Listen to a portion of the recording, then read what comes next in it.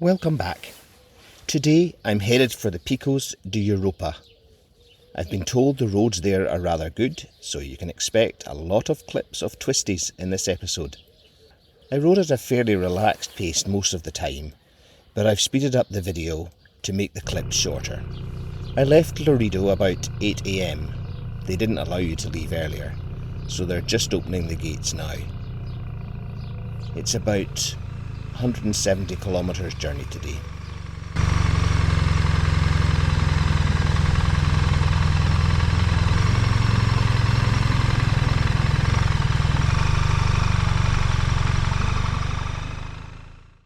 It was dry when I left, but after about an hour there was a light shower, so I stopped to put on my waterproofs. The only time I've had to put them on in 3 weeks. The rain made these cobbles quite dicey, but they were only for a short distance. You can see the water droplets on the camera lens. Thankfully, the rain only lasted about 20 minutes, so I doffed the wet gear again because it was really still quite warm. That deep gutter could cause trouble if you crossed at the wrong angle.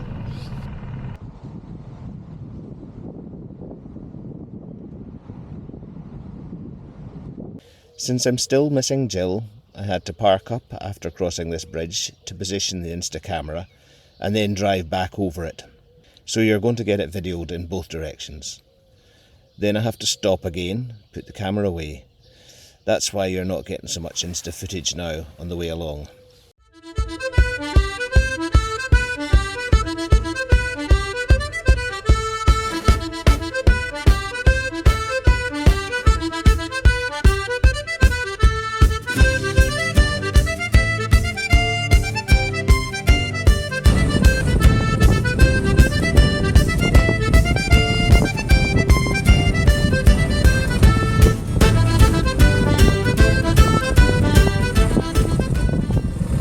Spain and Portugal have a lot of these lights for controlling the speed, especially when entering a 50 km/h zone.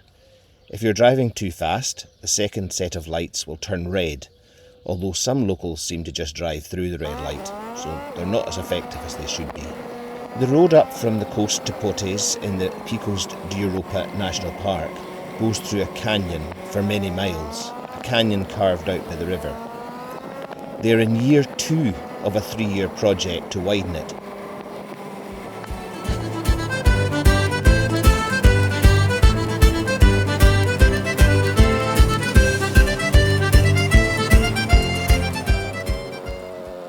They're actually building it out over the river on concrete supports and digging away at the rock on the other side where necessary. The sections they've completed are really good. Beautiful surface, and I like the way they have clad the Armco with wood to make it less of an eyesore. The locals say in the past this road was a nightmare for tour coaches. Today it's a nightmare for everyone, because there were several long sections that were unidirectional, controlled by guys waving signs. If you got your timing wrong, you could be waiting 20 minutes or more while the traffic from the opposite direction was let through. However, it's difficult to avoid this road, so it's all part of the experience of this area at the moment. It did mean there were long periods with no oncoming traffic, which was very nice.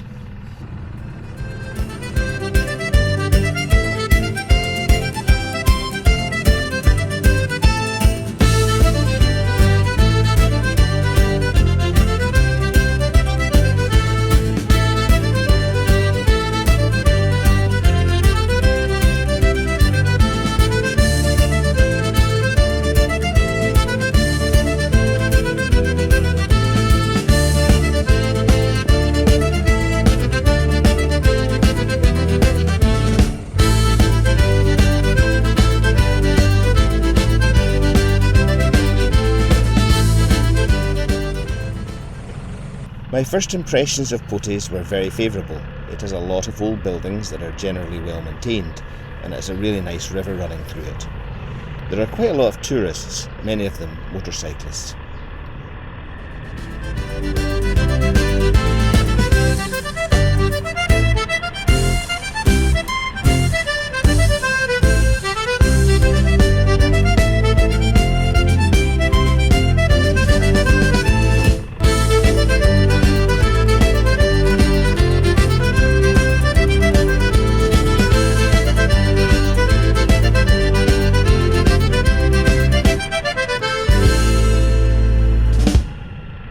arrived at the campsite, which will be my base for the next 4 days, around 1 p.m.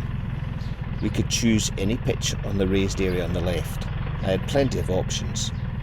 There was also another few tent pitches at the top of the site, but here is grand. After a brief swim in the pool to cool off and a hearty lunch in the site restaurant, I spent the rest of the afternoon meandering around the town.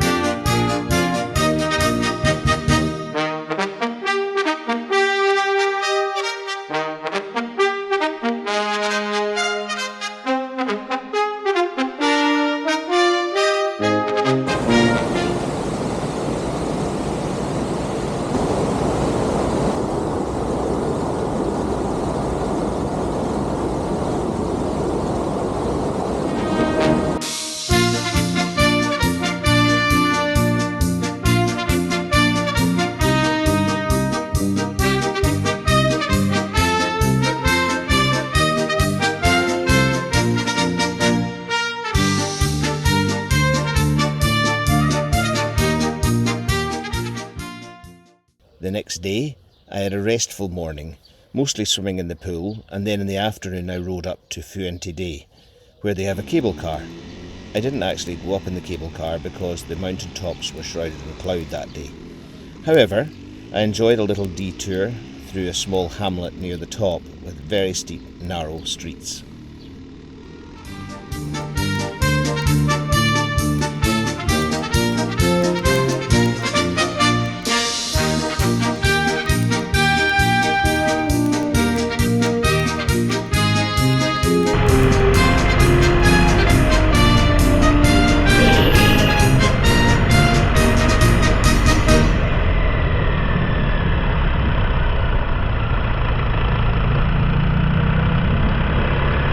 Eventually, I came back out onto the main road.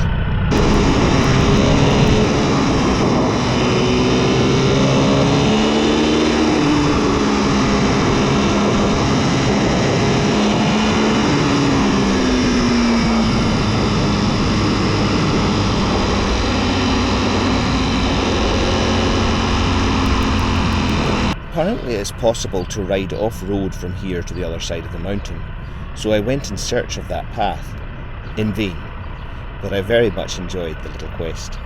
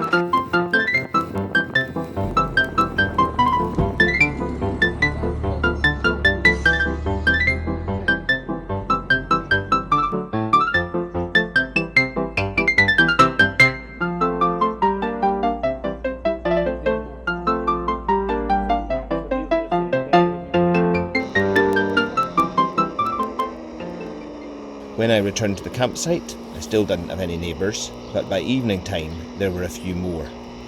They were very friendly, and Kadim was happy to share tips on best roads and campsites on my route, for which I was very grateful. He was also quite insistent that I was missing out by not using the BMW Connected app for navigation, which, as he put it, was created by bikers for bikers. More on that later. The next day I set off as early as I was allowed. There was no traffic movement allowed on the site before 8 AM, and did a loop to the east of Potes. It was a cracking ride.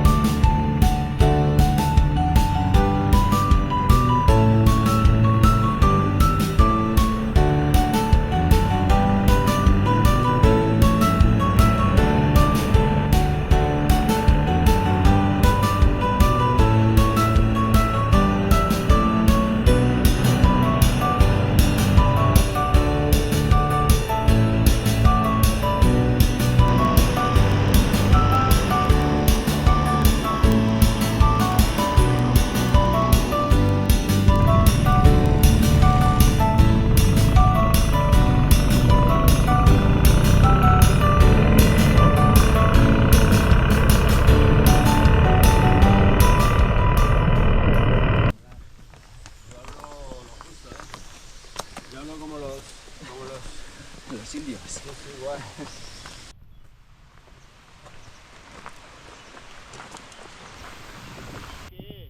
Perfect.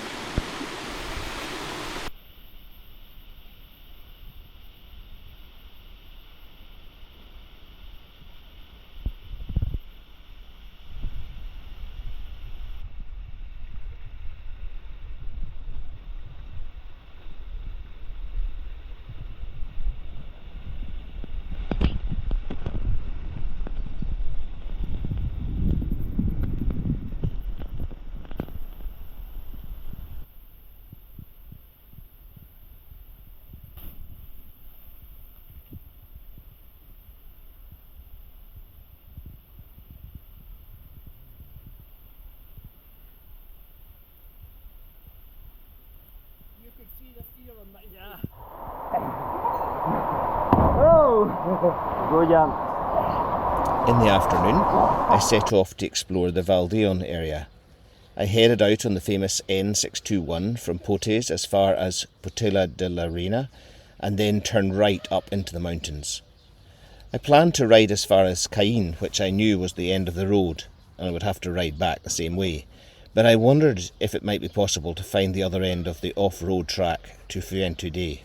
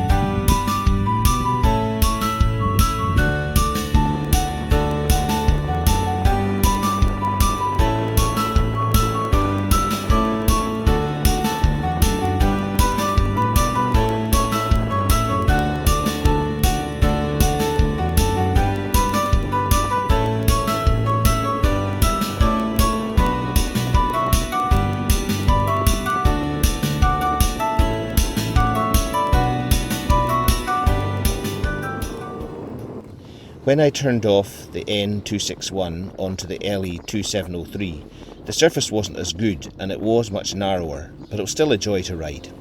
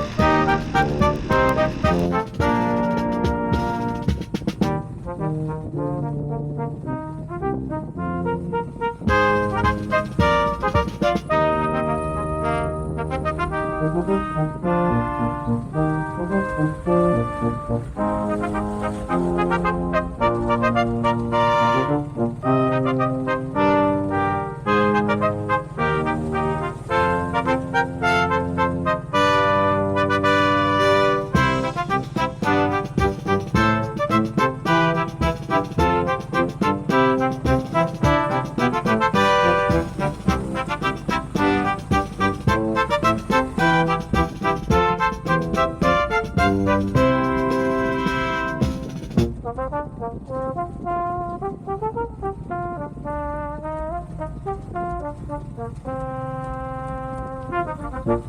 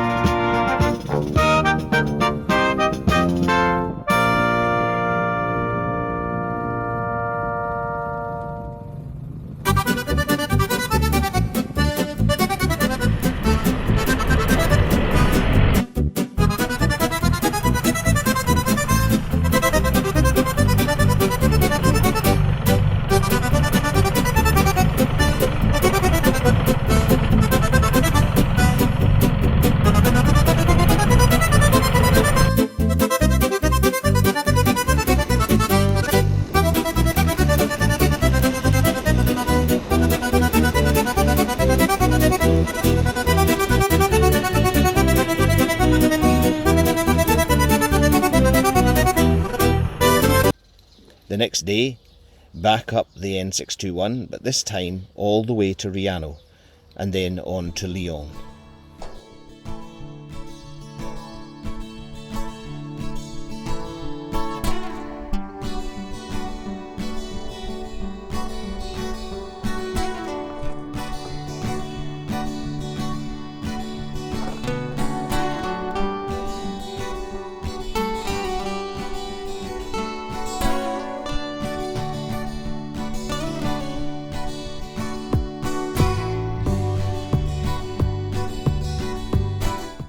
This really is such an idyllic spot. It's a little bit tricky, steep, narrow gravel track down to the water's edge, but really worth the effort.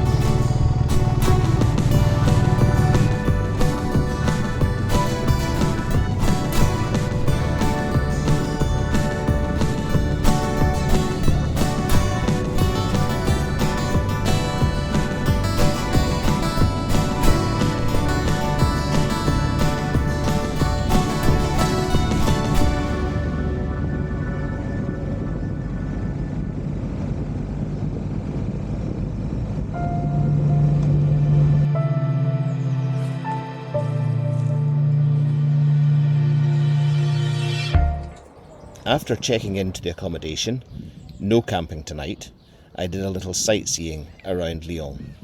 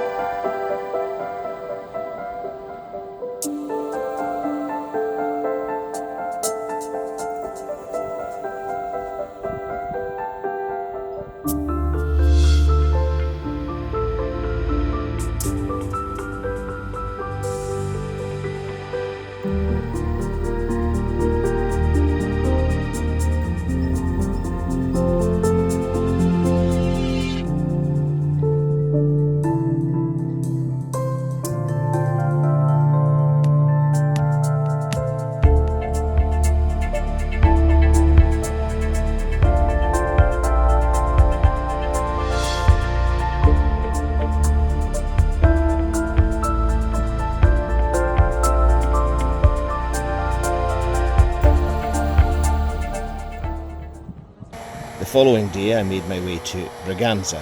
Fabulous roads all the way.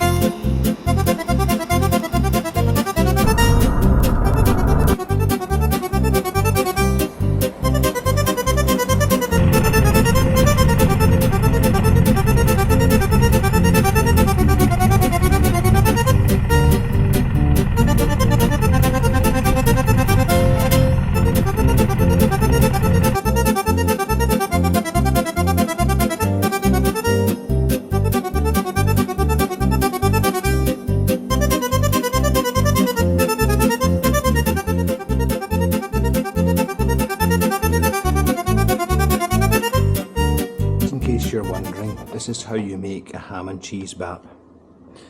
Put the ham in, you put the cheese in, and if you have some other cold meats, then you just put that in as well, and then you fold over the top.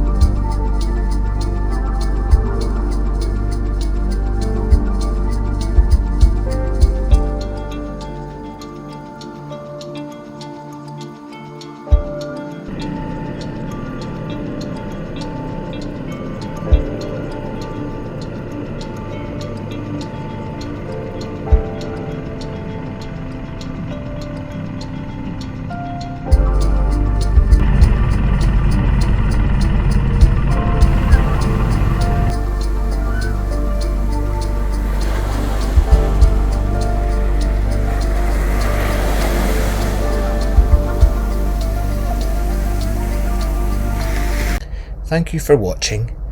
If you haven't already subscribed to the channel, please do. And if you would like me to continue making these videos, please give a thumbs up. Thank you.